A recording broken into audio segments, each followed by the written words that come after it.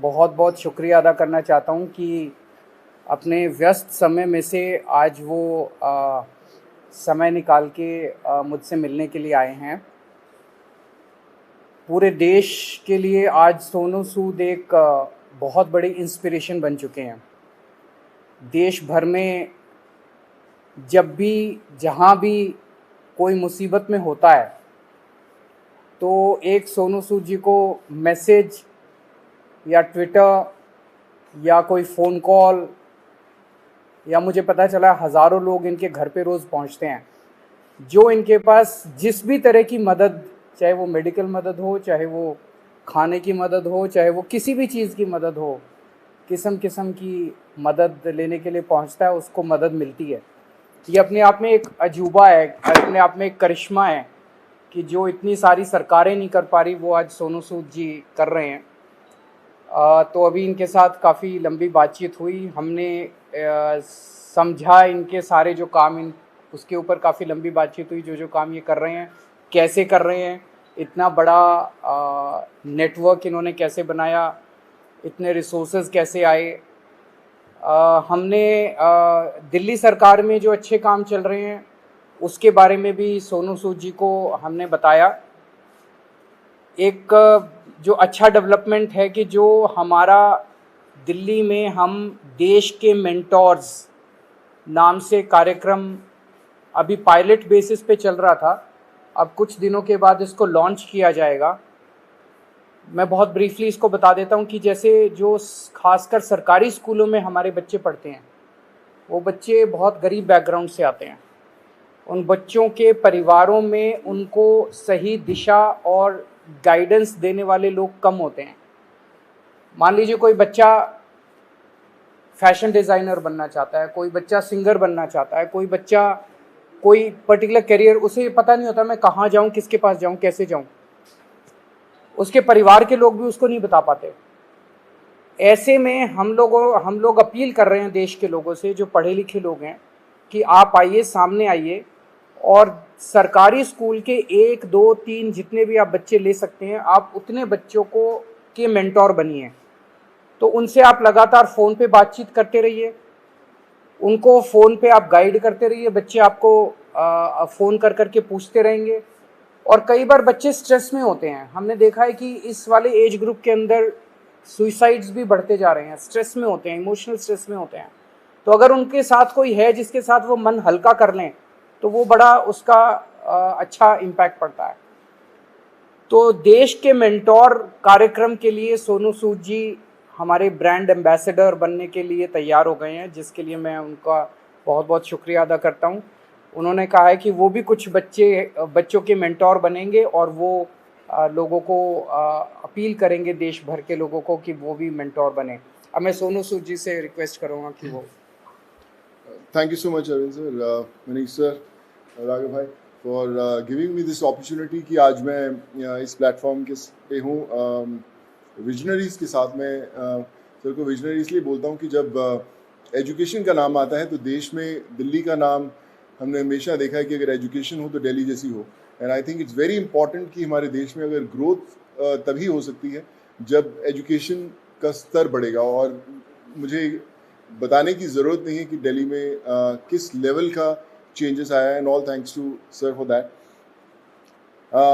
जब लॉकडाउन शुरू हुआ, लाखों माइग्रेंट्स के साथ, लोगों के साथ जुड़े, उनकी मेडिकल की प्रॉब्लम देखी, तो एक एजुकेशन एक बहुत बड़ा मुद्दा था। पहले लॉकडाउन में करीबन 2000 से 2200 बच्चों को हमने पढ़ाया और अभी करीबन 20,000 बच्चों को एज सूद चैरिटी फाउंडेशन हम लोग पढ़ा रहे हैं। लेकिन जैसा अरविंद सर ने कहा कि एक बहुत बड़ा क्वेश्चन मार्क होता है कि उनको पता नहीं है कि क्या करना है, मैं क्या करूं। कई बार हमारे जो अच्छी फैमिलीज़ के माँ बाप होते हैं, पढ़े लिखे होते हैं, बता दें कि भैया आपको इंजीनियर बनना है, डॉक्टर बनना है, MBA कीजिए, कोई भी कीजिए। लेकिन ऐसे बहुत सारे फैमिलीज़ हैं जिनको बताने वाला कोई नहीं है। उनको एक रास्ता तो दे दिया आपने, एक प्लेटफॉर्म दे दिया, अच्छा स्कूल दिया, अच्छा सर दिया, लेकिन उन्हें बताने वाला नहीं है कि आप करें क्या, दिशा कौन सी पकड़े। तो उस समय हमें वो लोग चाहिए जो एक बहुत एक्सपीरियंस साथ में लेकर आते हैं, जो आपके मेंटोर बनते हैं, जो आपको बताते हैं कि आप क्या कर सकते हैं। वो हर घर के अंदर कहीं ना कहीं एक मेंटोर है, लेकिन उसे पता नहीं है कि वो कैसे उन तक पहुँचे। सो मुझे लगता है कि आज दिल्ली सरकार ने एक वो मौका दिया है आपको अच्छा काम करने का। हम हमेशा बोलते हैं कि यार मैं करना चाहता हूँ, पहले मैं कुछ बन जाऊँ, मैं उस लायक बन जाऊँ, फिर मैं कुछ करूँगा, मैं इस्टेब्लिश कर लूँ, मैं अपना बिजनेस इस्टेब्लिश करूँ, या मैं सक्सेसफुल हूँ तो मैं जाके मदद करने की कोशिश करूँगा। पर मुझे लगता है कि ये जो प्लेटफॉर्म है देश के मेंटोर्स का, ये वो प्लेटफॉर्म है जहाँ पर कोई भी इंसान, चाहे वो अभी भी ज़िंदगी के वो पड़ाव चढ़ रहा है, अपने आप को बनाने की कोशिश कर रहा है, वो एक बच्चे का, 2 बच्चों का, 10 बच्चों का मेंटोर बन सकता है, उसे बता सकता है कि आप लाइफ में क्या करें, क्या ना करें। मनीष सर अभी मुझसे शेयर कर रहे थे, जो मैं बहुत अच्छे ढंग से रिलेट कर पा रहा था, कि हमें पता नहीं चलता कि हम किससे पूछें। मैं खुद एक इंजीनियर हूँ। जब 11-12 था तो उस समय 2 ही प्रोफेशन होते थे, या तो डॉक्टर बन जाओ या इंजीनियर बन जाओ, तो इंजीनियरिंग करने चले गए हम लोग। लेकिन आज इतने ज़्यादा प्लेटफॉर्म्स है, इतने ज़्यादा एवेन्यूज है, और इतने ज़्यादा रास्ते खुल गए हैं जहाँ पर लोगों को पता नहीं है, पर लोग जो इन रास्तों से ऑलरेडी गुजर चुके हैं या कुछ सफ़र तय कर चुके हैं, उन लोगों को मेंटोर बनने का बहुत बड़ा मौका है, बताने का बहुत बड़ा मौका है कि आप आएँ, हाथ थामें।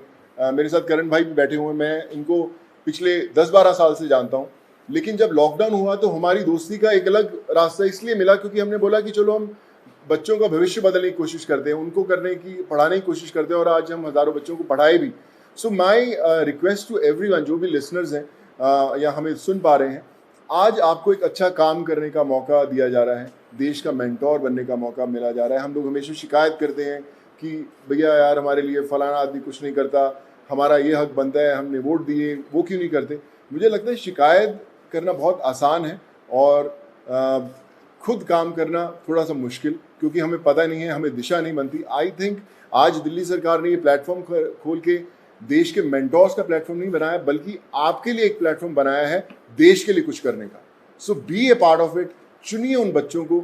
आज हर एक बच्चा, अगर आप एक भी बच्चे को दिशा दे पाते हैं और उसे बना पाते हैं, सो आई थिंक उससे बड़ी देश भक्ति वाली कोई फीलिंग नहीं होगी, और उससे बड़ा देश को योगदान नहीं होगा अगर आप वो कर पाएँ। So I think it's a great opportunity, और आई फील ब्लेस्ड कि आज under the leadership of Arvind sir, Manish sir and Raghav भाई, कि they have given me an opportunity कि मैं और हज़ारों नहीं लाखों लोगों तक, लाखों स्टूडेंट्स तक पहुंच पाऊं और उनके मेंटोर बनने की कोशिश कर पाएं। So I think together we can and we will. वो बोलते हैं ना कि जो मुश्किल में साथ में खड़ा वही सबसे बड़ा। सो आई थिंक वो समय आ गया है कि हमें सबके साथ में खड़े होना है और करके बताना है। So thank you so much for this sir.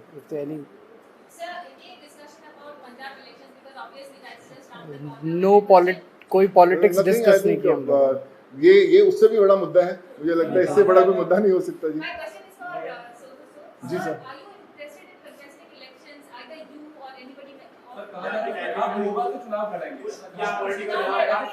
Sir एक एक करके मैं पूछता हूँ, सॉरी। हाँ जी जी। नहीं, नथिंग पॉलिटिकल। मैं हमेशा मेंटेन करता रहा हूँ कि लोग हमेशा बोलते हैं कि आप कोई अच्छा काम करना है तो पॉलिटिक्स में आइए, या क्यों नहीं आ सकते। बहुत कमाल का फील्ड है, आई थिंक अगर आप आए तो one has to be blessed. But as of now we haven't discussed anything political, because ये मुझे लगता है ये मुद्दा उससे भी बड़ा है, and this is above all.